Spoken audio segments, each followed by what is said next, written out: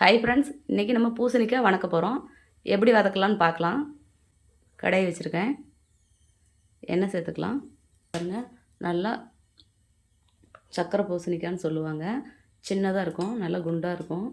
பூசணிக்காய் இந்த மாதிரி க்ளீன் பண்ணி பூசணிக்காய் நல்லா கழுவி இந்த மாதிரி சின்ன சின்ன பீஸாக கட் பண்ணி எடுத்துக்கோங்க.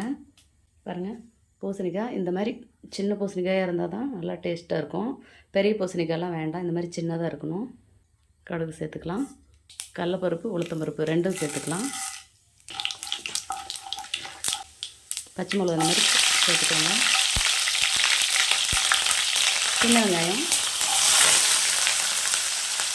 வெங்காயம் நம்ம கொஞ்சம் நிறையாவே சேர்த்துக்கலாம். பெரிய வெங்காயம் சேர்த்திங்க அப்படின்னா கொஞ்சம் இனிச்சாப்பில் இருக்கும், அதனால் பெருசு வேண்டாம், சின்னது சேர்த்துக்கோங்க. பச்சை மிளகா கொஞ்சம் சுருக்குன்னு போடுங்க, அப்போ தான் நல்லாயிருக்கும்.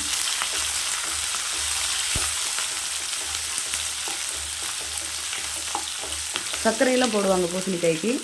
இந்த பூசணிக்காய் சர்க்கரையெல்லாம் போடக்கூடாது. இந்த பூசணிக்காய் பேரே சர்க்கரை பூசணிக்காய்ன்னு சொல்லுவாங்க.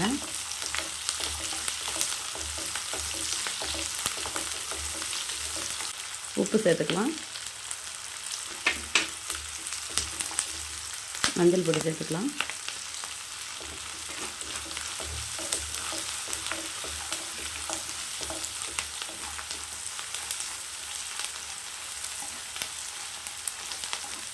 பூசணிக்காயை சேர்த்துக்கலாம்.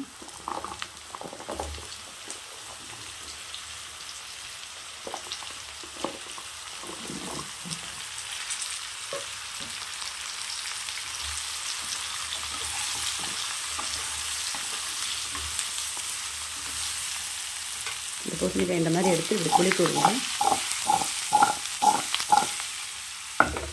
இப்படி 2 குளிக்க விடுங்க, அப்போ தான் நல்லா சுற்றிலும் பாருங்கள், இந்த மாதிரி நல்லா சுற்றியும் கலந்து வரும். அதனால தான் இப்படி குளுக்க சொல்கிறேன். இப்போ நம்ம கரண்டி போட்டு கிளறணும் அப்படின்னா கொஞ்சம் வராது. இப்படி கிளட்டுவாங்க பாருங்கள்.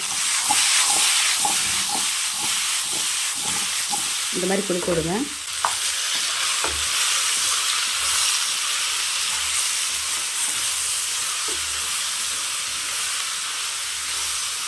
பாருங்கள், துளி கூட தண்ணி சேர்க்க வேண்டாம், பார்த்துக்கிட்டு தண்ணி சேர்த்துக்கலாம்.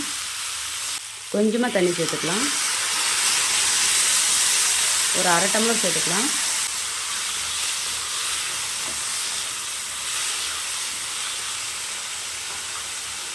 பாருங்கள், இந்த மாதிரி டம்ளரில் ஒரு 3/4 டம்ளர்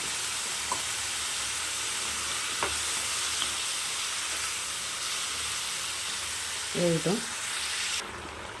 பாருங்கள், நம்ம தண்ணி வந்து சின்ன டம்ளரில் 1 டம்ளர் தான் சேர்த்தோம். பாருங்கள், அந்த தண்ணி இன்னும் சுண்டி வரவே இல்லை. நல்லா வெந்து இந்த தண்ணியில் சுண்டி வரட்டும்.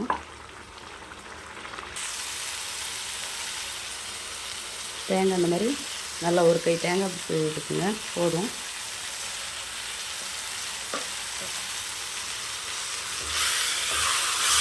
பாருங்கள், நல்லா தண்ணியெல்லாம் சுண்டி வந்திருக்கு.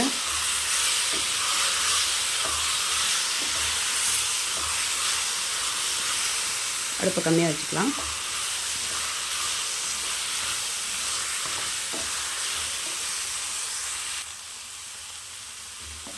பாருங்கள், இந்த மாதிரி வந்து பூசணிக்காய் உடையக்கூடாது, இப்படியே இருக்கணும், அப்போ தான் நல்லாயிருக்கும். நீங்கள் ரொம்ப போட்டு இப்படி கரண்டியில் கிளறினீங்க அப்படின்னா பூசணிக்காய் உடஞ்சிரும். பூசணிக்காய் வதக்கியாச்சு. பூசணிக்காய் குழம்பு ரெடி ஆயிடுச்சு. இதே மாதிரி நீங்களும் உங்கள் வீட்டில் செஞ்சு பாருங்கள். செஞ்சு பார்த்துட்டு எப்படி இருக்குன்னு எனக்கு ஒரு கமெண்ட் பண்ணுங்கள், லைக் பண்ணுங்கள், ஷேர் பண்ணுங்கள், ஒரு சப்ஸ்கிரைப் பண்ணிடுங்க. நம்ம வந்து புதுசாக அகல் புட்டிக்குன்னு சொல்லி ஒரு சாரீ சேனல் போட்டுட்ருக்கோம். எனக்கு வந்து அந்த சேனலுக்கு சப்போர்ட் பண்ணுங்கள்.